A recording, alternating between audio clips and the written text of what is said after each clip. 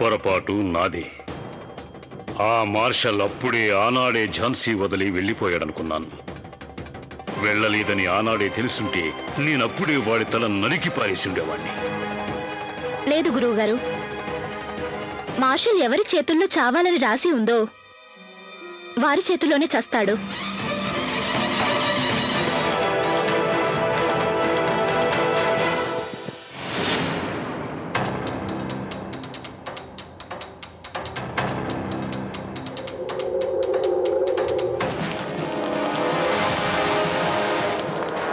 ఏం జరిగింది?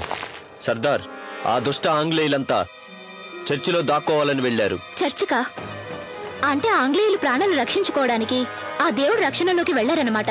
అక్కడ దాక్కుంటే మనం దాడి చెయ్యమని వాళ్ళ నమ్మకం. మనం ఎలాగైనా మార్షల్ బయటకు వచ్చేలా చెయ్యాలి. మను, అలా చూడు.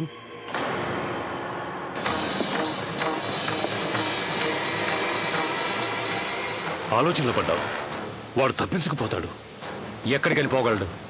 చావు అనేది దేవుడు నిర్ణయిస్తాడు. మార్షల్ తనంతట తానే దేవుడి దగ్గరికి వచ్చాడు అంటే ఇక వాడికి చావు తప్పదు. అవును సమరన్నయ్య, వాడు చేసిన ఘోరానికి మన చేతిలో దారుణంగా చస్తాడు.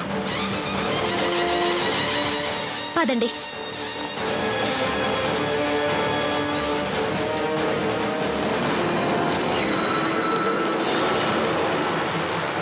మాకు నీ ఎత్తుగడల గురించి బాగా తెలుసు.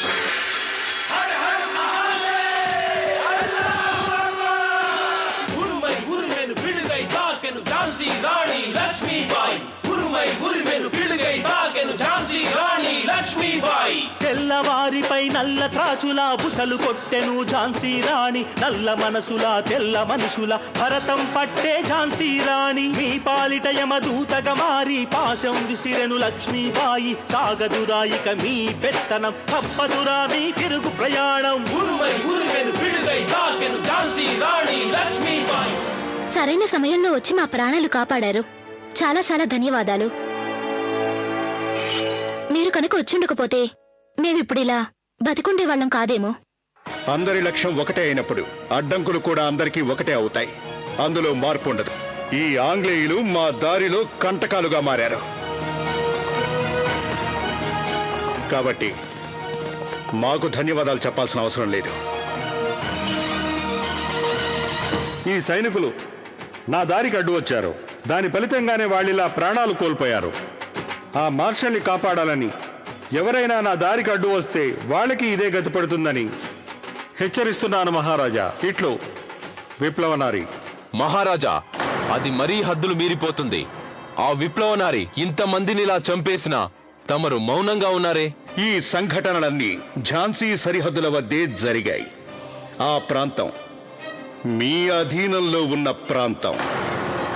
ఇవన్నీ మీ ముంగిట్లో జరిగితే మేం మాత్రం ఏం చేయగలం చెప్పండి? ఓకే యువర్ మెజెస్టీ, కానీ ఝాన్సీ భద్రత అంతా తమరి బాధ్యతే కదా. రఘునాథ్. ఆజ్ఞ మహారాజా. ఝాన్సీ అంతటా చాటింపు వేయించండి. ఈ గంగాధర్రావు ఝాన్సీ కోడలిలో విప్లవ వీరుణ్ణి ఒంటరిగా కలవదలిచాడని వేయించండి. ఈరోజు తొలిసారిగా గంగాధర్రావు వాగ్దానం. తను ఇచ్చిన మాట నిలబెట్టుకోలేకపోయాడు. కానీ ఒక్కటి మాత్రం గట్టిగా చెప్పగలను మహారాణి. ప్రస్తుతం మేము మా లక్ష్యానికి బాగా చేరువలో ఉన్నాం. మహారాజా, ఆ దుర్మార్గుడికి శిక్ష పడడం తమరు కళ్ళారా చూస్తారు. నాతో పాటు తమరు కూడా తోడుగా ఉన్నప్పుడు వాడు మాత్రం ఎంతకాలం తప్పించుకోగలడు?